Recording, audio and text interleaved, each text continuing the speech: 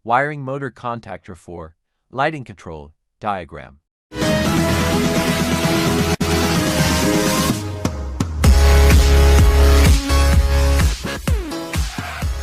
Sunod ani, so nakawire na tayo ng line 1 patungong black, padulong sa black. Photo switch na to. Then white, ito yung return na rin. Yung white ng photo switch patungong line 2. So ito na yun. Pakitang-tang.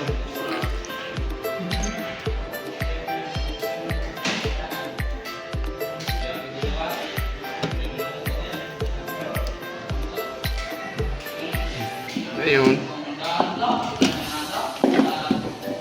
Red patungong E1.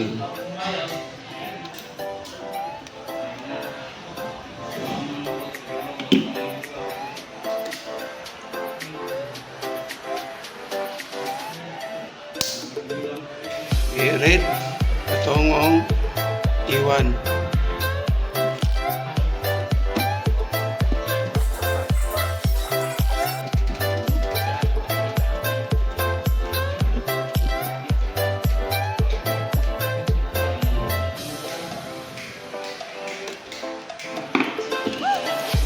Tapos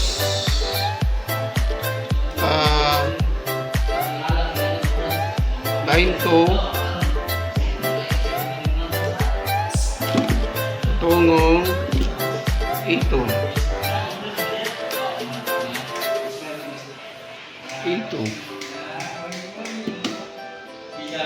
So, dalawan sila dito.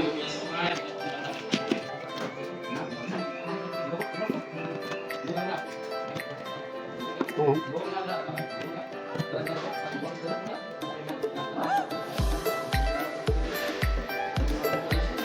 Okay, so kompleto na yung ang switching or the control circuit natin. So, line 1 to black, then red to E1 to, then line 2 to E2. So yan na yung ating control circuit. So wire natin naman ngayon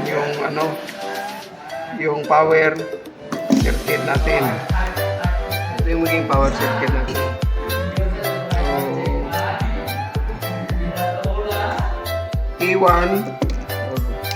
E1 patungong line 1. So meron na tayong dito naka-prepare na naka-prepare na splicing. Ikakabit lang natin dyan. Natungong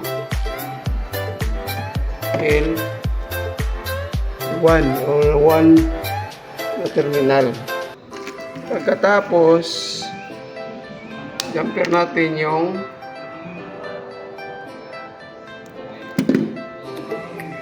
lagay tayo ng jumper from E1 or line 1 terminal 1 patungong terminal jumper natin yung 1 patungong 3. So mangyayari dyan nagiging line 1 lahat ito. So,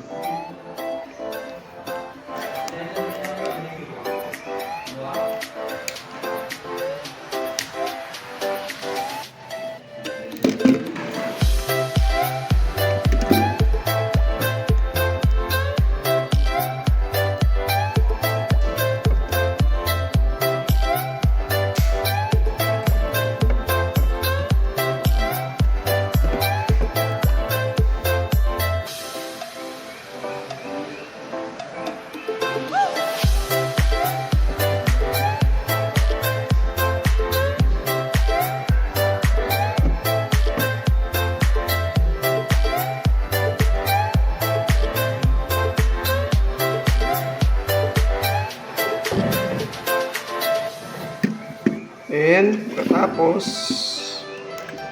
wire natin yung load natin. So sa ganitong ano, pagkakataon, meron tayong load na meron tayong load na ilaw. Yung pinaka-focus talaga ng motor contactor ay ang ginagamit ito sa mga ano, mga motor.